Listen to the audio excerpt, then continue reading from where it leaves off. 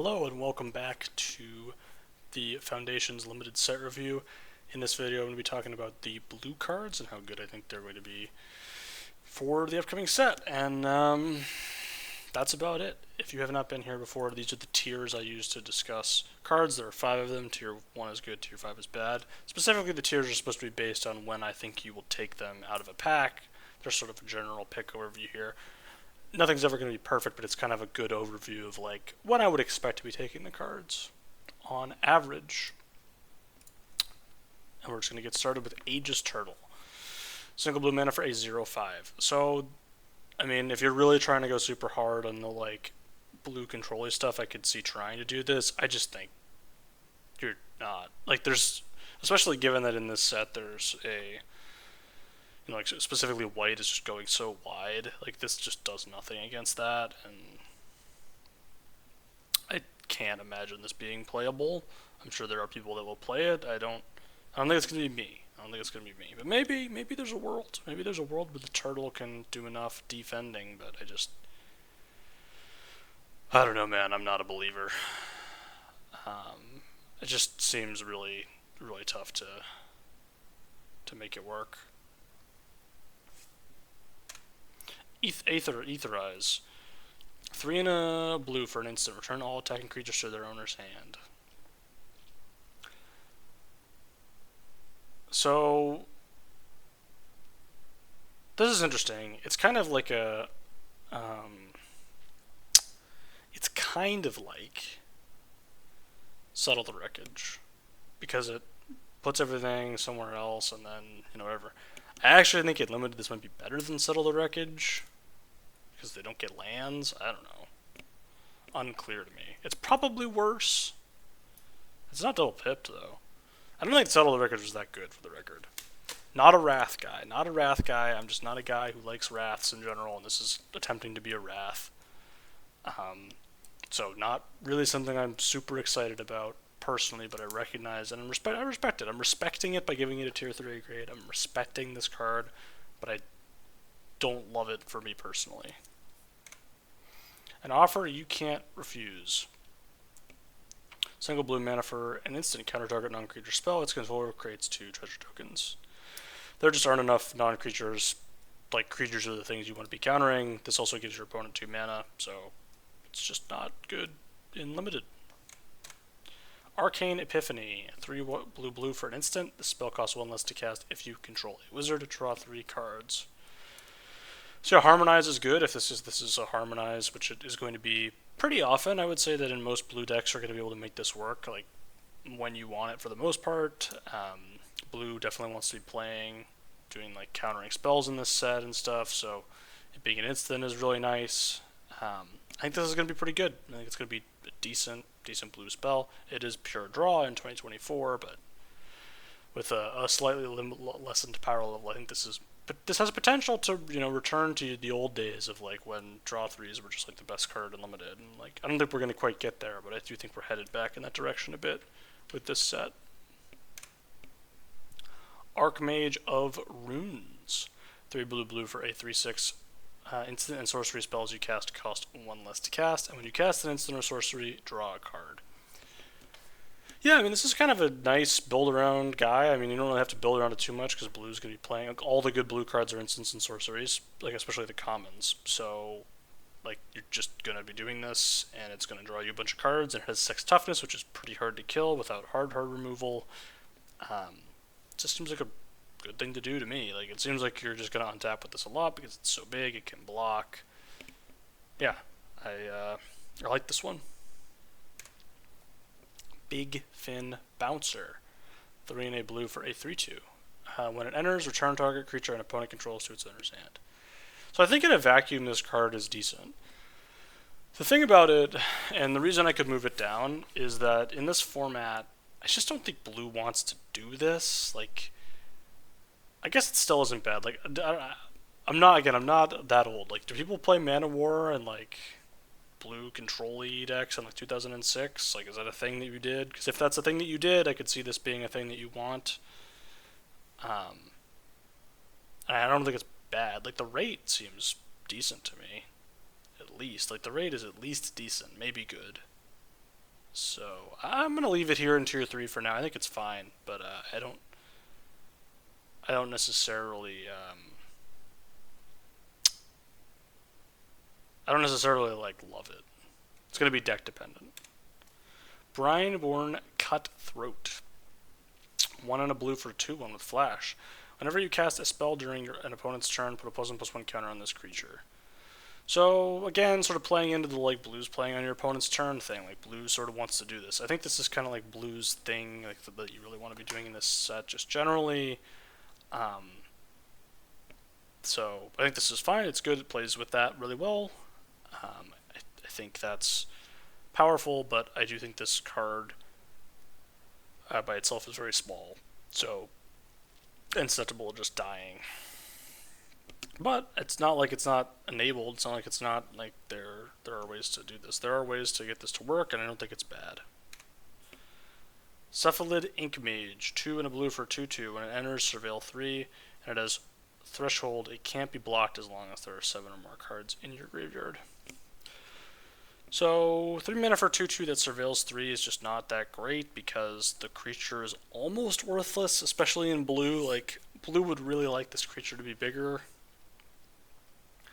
because like you just need to trade with stuff, and this doesn't really do that on turn 3 very well.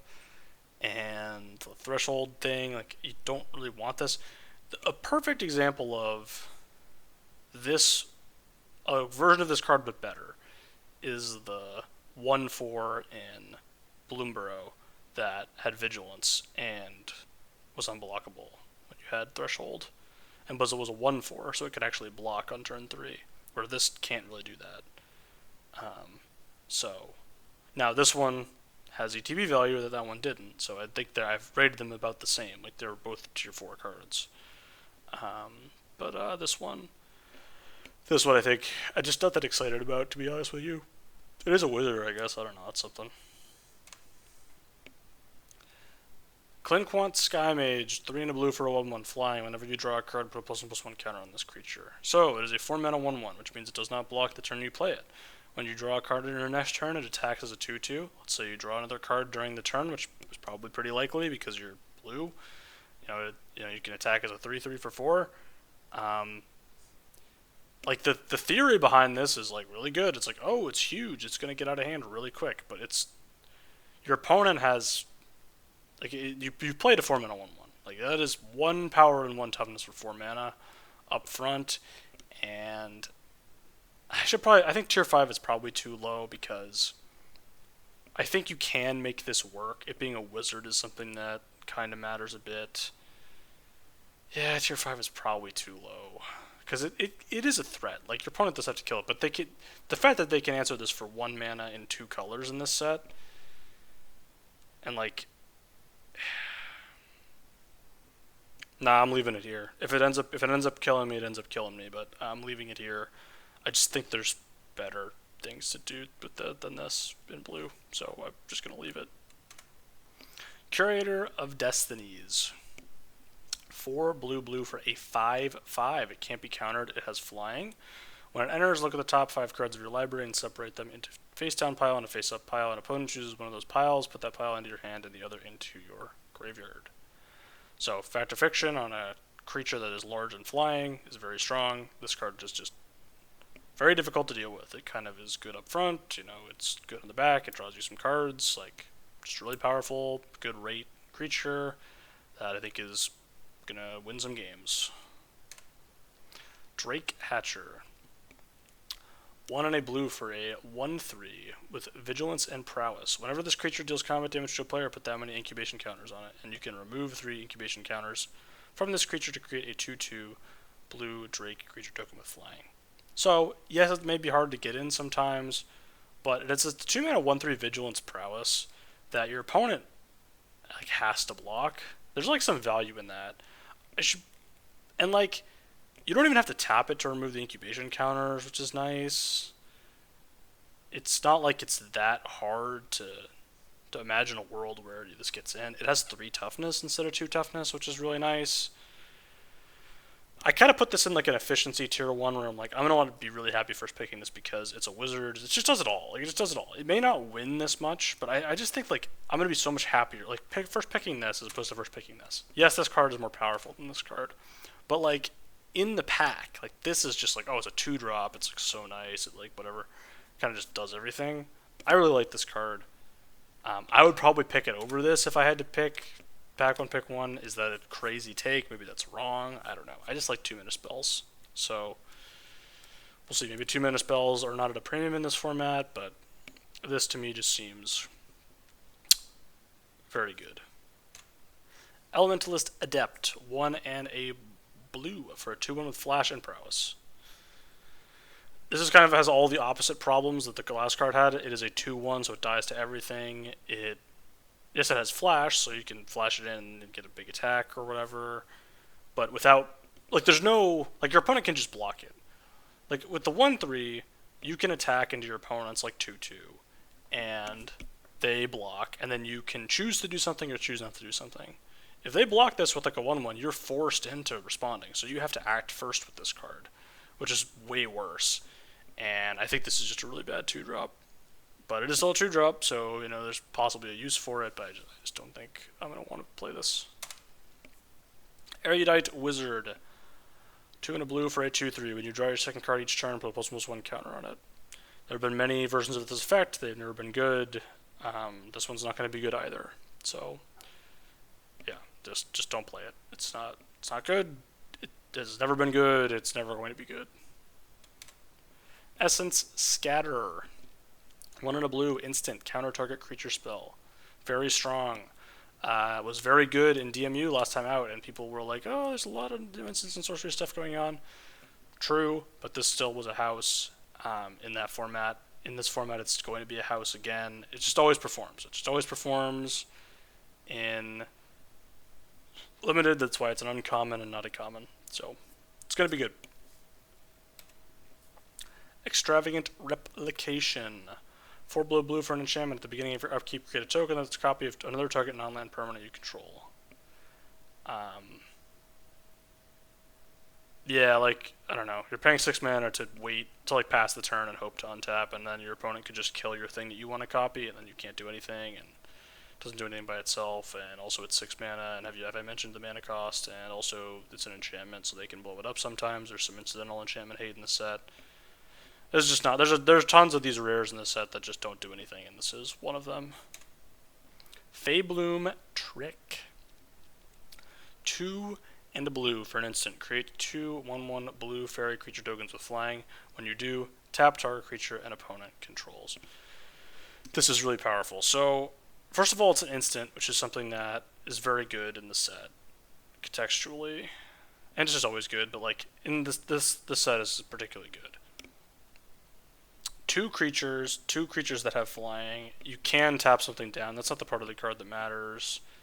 This is just so strong. Like, this is just the strong. It's just so good. Like, it does it all. Like, if you want to try to like push damage on your turn, you can tap something down. If you want to prevent damage from happening from your opponent's turn, you can tap something down, and then you're like ahead using 2 flyers. If your opponent just like doesn't do anything, you can cast this instead of countering it. Like, it's just, it never ends. You know, it just never ends. Like, this is just really, I think, one of the stronger cards in blue, to be honest with you.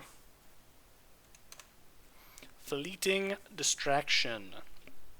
Single blue for an instant. Target creature gets -1, -0 until end of turn, and you draw a card. So you don't really want to play this unless you're sort of like all in on like triggering instants and sorceries multiple times a turn. It does do that. Another one that you can like cut lands for at a certain rate, but like you don't want to be doing that too much. But there's a time and a place. There's a time and a place for this card, and that's why it's in tier 4 and not tier 5, but I don't think you just want it in any blue deck. Grappling Kraken. 4 blue for a 5/6 with landfall. Whenever a land you control enters, tap target creature and opponent controls and put a stun counter on it. So the thing about landfall is that once you've hit your 6th land, you don't really want to play any more lands, and this doesn't really solve that problem, because even though you're tapping something down and putting a stun counter on it, like, it just isn't, like, it's still worse than just having any spell. So I don't love this. It's just a large 5/6 that I don't think you necessarily need. Doesn't excite me or like spark joy or any of that. High Fae Trickster. 3 and a blue for a 4/2 with flash and flying. You may cast spells as though they had flash.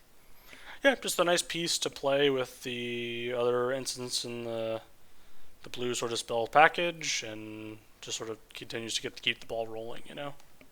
Like, just turns all your spells into instants. Really nice. I'm sure there's some like weird busted stuff you can do with this, but I'm not worried about that. That's not what I'm concerned with for the moment.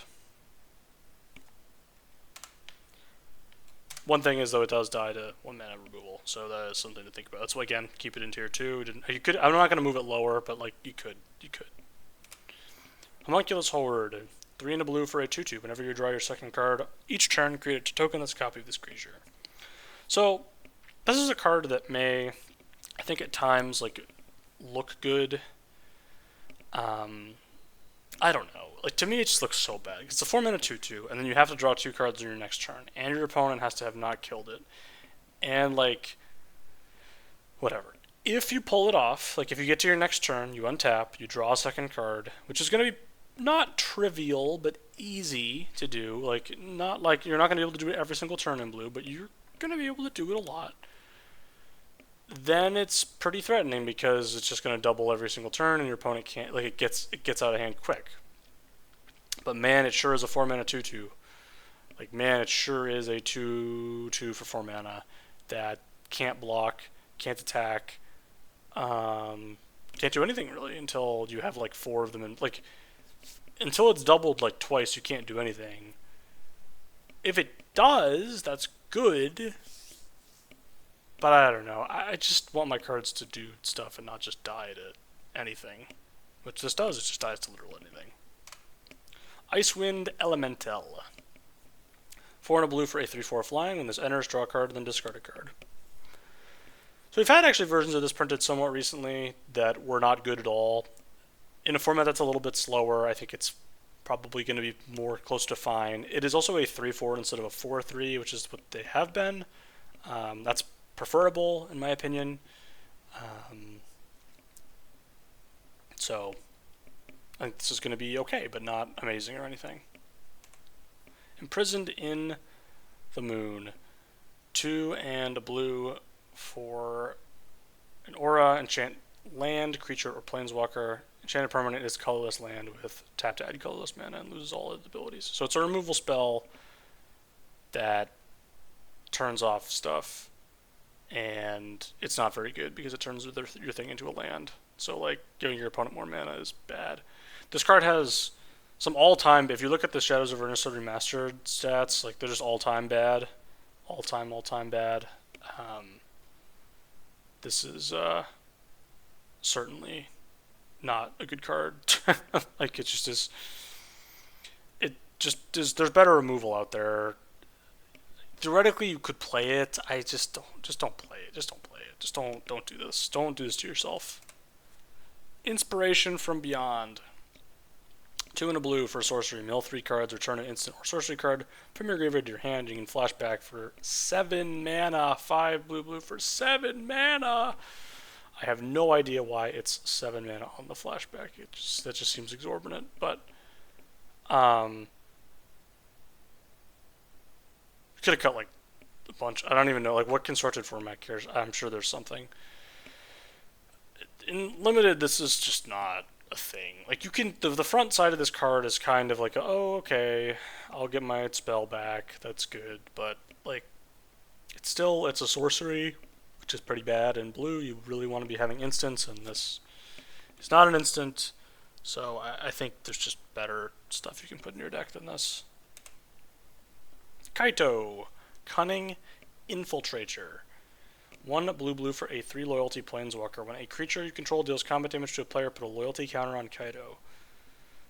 +1, up to 1 target creature you control can't be blocked this turn, draw a card, discard a card. -2, create a 2/1 blue ninja. And -9, you get an emblem with whenever a player casts a spell, you create a 2/1 blue ninja. Yeah, I mean, This is a really good Planeswalker. It's sort of the opposite of a Johnny, where like you can make a creature by itself. It also ticks up immediately sometimes. It has ways to tick up a bunch. Like if you hit with multiple creatures, you get multiple counters. It can get out of hand really fast. Yeah, this just seems like a nice value engine.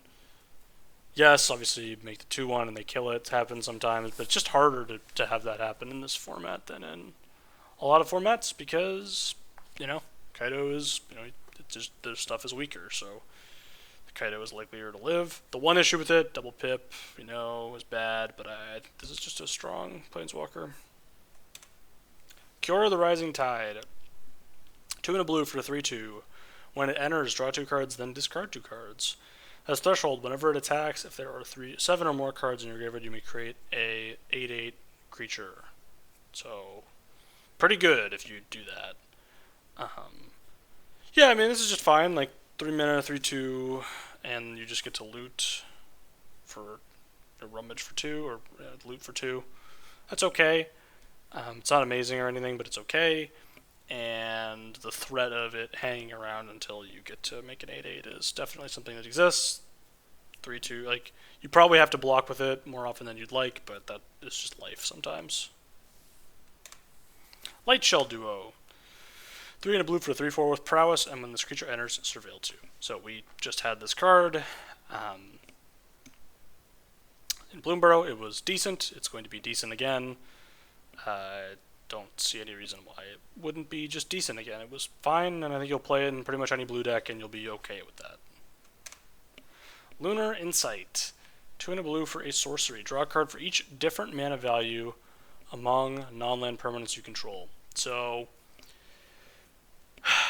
the problems with this, obviously, are that you kind of want your card draw to be independent of how many things you have on board, which this is not.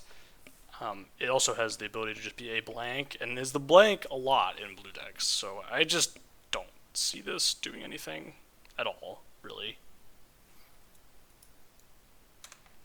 Micromancer. 3 and a blue for a 3/3. When it enters, you may search your library for an instant or sorcery card with mana value 1, reveal it, put it into your hand, and then shuffle. There are a couple of things that this works with. Fleeting Distraction is the blue one. It's definitely, the pickings are a lot slimmer than in DMU, where this card was excellent. It was very good. I think it is going to be just okay in this set. You still need build around constraints, and there's just not as many things that this works with. So I don't think it's going to be great and limited this time around, but I think it can still do something. Like in red or black, you can find your removal spells. In white, you can find your protection spell. In green, you can find your protection spell. There's giant growth. There's like stuff you can find. There's not 0 targets, but I actually think the best home is going to be with red, blue red, and blue black are probably the best homes for this. Mischievous Mystic. 1 and a blue for a 2/1 with flying. When you draw your second card each turn, create a 1/1 blue fairy creature token with flying. Yeah, nice 2 mana 2/1 flying is a good rate by itself, and you're going to be drawing cards. It's also a wizard, which not always relevant, but sometimes comes up. Yeah, I mean, not a whole lot to complain about. Just something your opponent has to kill. They can kill it and just remove it cleanly, which again, tier 2, but that's life. It's a good 2-drop in blue, and there's not always tons of those. Mocking Sprite. 2 and a blue for a 2/1 with flying. Instant and sorcery spells you cast cost 1 less to cast. It's yeah, I mean, like we saw this in Wilds of Eldraine. It just wasn't that great. It kind of just isn't. Like it just isn't that exciting. Like the stats are pretty bad, and yeah, you can get value from it on the back end, but it's just really not super exciting. That's kind of how I would put it. I've seen people play it, and it was sort of okay. And like, there were times when it was in play against me, and like Wilds of Eldraine. Like I did actually play the card. Like I did actually play the card more than 0 times. So I don't think that's gonna happen this time around, but maybe it will. I don't know. It's still tier 4, tier 5. I don't love this. Omniscience. 7, blue, blue, blue. You may cast spells from your hand without paying their mana costs. Too expensive for limited, doesn't do anything when you actually are able to cast it, so do not play it. Refute. 1, blue, blue. Instant. Counter target spell, draw a card, then discard a card. This is very nice. This is a very nice counter spell. Yeah, this is just everything you want. Double blue is tough, but we just live with that. It's just, getting any additional effect on your counterspell basically turns it from like a D into a speed, from like a tier 4 into a tier 2 card. I think this is better than tier 3. I think this is one of blue's stronger commons. I just don't. I have a hard time believing this card's not going to be good. Run away together. 1 and a blue for an instant. Choose 2 target creatures controlled by different players. Return those creatures to their owner's hands. You're not going to have that many creatures in blue, especially the good blue decks, at least as far as it looks to me. So you're just never going to be able to cast this. And as a result, you're not going to play it. You could, in Bloomburrow, you could play this in the Frogs deck, but even there, it was like not that good. So like I just don't see anywhere that this is going to be reasonable. Rune Sealed Wall. 2 and a blue for a 0/6 defender. You can tap it to surveil 1. I don't like this. I think you could probably put it in tier 4 because I should probably just do that. It's a freaking wall, dude. It's not good. It's not good. But getting to surveil 1 every turn is nice, and it does block. But like it doesn't block the width of decks. If it was a 1/5, I'd be like, ooh, now we're cooking. Now we are in the lab, but it's not a 1/5. So I don't love it as much. I still think you could. I mean, 6 is a lot of toughness. Let's at least give it a little bit of respect. So I've given it a little bit of respect and put it up to tier 4 because I don't think it's horrendous. It just is like not like what you want to do. I don't think. I don't think you want to do it. It's just a lot of doing nothing. Self-reflection. 4 blue blue for a sorcery. Create a token that's a copy of target creature you control. Flashback for 3 and a blue. Still a card that I'm like baffled was ever printed. Still a card that I don't understand. I think this did see some standard play. There was that really weird like combo deck that I think maybe played this, where you would like deck yourself with something and then you would cast this, and then you would. Anyway, I don't want to get into the weeds. So like, I think this actually did see standard play maybe, but like in limited it's heinously bad. It's just so expensive and clones aren't that good to begin with. Skyship Buccaneer. 3 blue blue for a 4/3 with flying, and it has raid whenever this creature enters. If you attack this turn, draw a card. Yeah, this is solid, right? It's double pipped 4/3, which is not the best, but I mean, they're gonna find a way probably to be able to attack with this with a flyer. Like, I think it's gonna be doable, and I think it's good. And this is a strong card. It is sort of not necessarily 100% what blue's doing, but I think just the fact that you should be able to attack fairly frequently with a small flyer in blue, I think this is just going to be working most of the time. Example, Spectral Sailor. Single blue for a 1/1 with flash and flying, 3 and a blue to draw a card. Those are the abilities on Spectral Sailor. It's a good limited card. It's not as good as it used to be, but it is still a good limited card, and you will be very happy to play it in your blue decks because your opponent just has to look at it for the whole game and be like, well, I have to play into the counter spells because if I don't, they're just going to draw a card every turn. Like, it's just, yeah. So it's nice. It's a really nice card. It's going to be good here. Sphinx of Forgotten Lore. 2 blue blue for a 3/3 flash flying. Whenever this creature attacks, target instant or sorcery card in your graveyard gains flashback until end of turn. The flashback cost is equal to that card's mana cost. So, nice little thing, 4 mana, flash it in, get to attack the next turn, get something back, maybe draw a card or something. I don't know what it's going to do. terms of like that. But I'm sure you're gonna have stuff. 4 mana 3/3 flash flying is just not very good, so that's why it's rated tier 2 instead of tier 1. The double pip doesn't help either. I think it's a good card, but I don't think it's busted by any means. Strix Lookout, 1 and a blue for a 1/2 flying vigilance. And you can 1 and a blue to tap to draw a card and then discard a card. So, I just don't like this. It's just too small. I understand it as vigilance. It's just too small, I think. I don't think it blocks anything, and paying to loot like this is just not really worth doing when like Think Twice exists, which we're getting to. This card is just not. I feel like you can do better than this. Speaking of Think Twice, here it is. 1 and a blue, instant draw a card, flashback for 2 and a blue. Yeah, very solid. We basically just had this in Deduce. Deduce is better than this card, but was in a higher powered set. I liked Deduce a lot. I thought Deduce ended up being closer to tier 3. I think Think Twice is going to be better. In this format than Deduce was. Yeah, Think Twice rocks. So I believe in it. Maybe I'm coming in too hot on tier 2. I should probably move it down. I probably should. That would be prudent of me to move it down. It sure would be the right thing to do, but do I want to actually do it?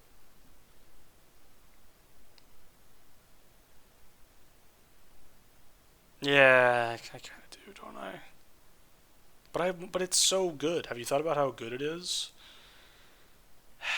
But it needs help. But it's so good when like you would never take it over. Yeah. There's other card draw. Nah, I'm leaving it. It's gonna be wrong. It's gonna be wrong. I'm just gonna be wrong forever. It's not as good as Essence. Yeah, it is. It's not as good as Essence Scatter. It's just not even close. It's so not close to how not close it is. Nah, I'm keeping it. Nah, just kidding. I'm gonna move it. I'm going to move it. I moved it. It's still a good card, though. I believe in it a lot, but it's gonna struggle. It's gonna suffer from the usual, like, card draw, doesn't affect the board, whatever. But, like, I think this card's great, and I'm gonna be playing a lot of it. I will play this card a lot, whether it's tier 3 or tier 2, I'll play it a lot, but I'm gonna move it down for the sake of trying to be correct. Time Stop. 4 blue blue instant. End the turn. Exile all spells, abilities, including this spell. Exile all spells and abilities, including this spell. The player whose turn it is discards down to their maximum hand size. Damage heals end this turn and until end effects end. Interestingly, you exile this spell, which is really weird. It makes sense because it's a time walk, so they don't like having those be recurable. But I think the best way to use this is to try to, like, you don't just jam it on their untap step. You can do that. Like, if they're top decking, just jamming on their untap step is fine. But I think you just want to try to use this as, like, a 6-mana counter spell. Where, like, if you could also be, like, if they go to combat, before combat you could end the turn. That's something that you could do. I don't know. I think this is probably bad. Because, like, here's the thing. Time Warp in Limited normally is good, but not amazing. Like, it's not one of the best cards in the set usually. In Cube, it is. In the Arena Cube, Time Warp is, like, one of my top, like, 20 cards or something. It's very, very strong. Because you're doing a lot of powerful things, you have a lot of stuff going on. In regular Limited, it's kind of like, okay, I'll, get another attack in, do some stuff. It's still good. It's still a good card.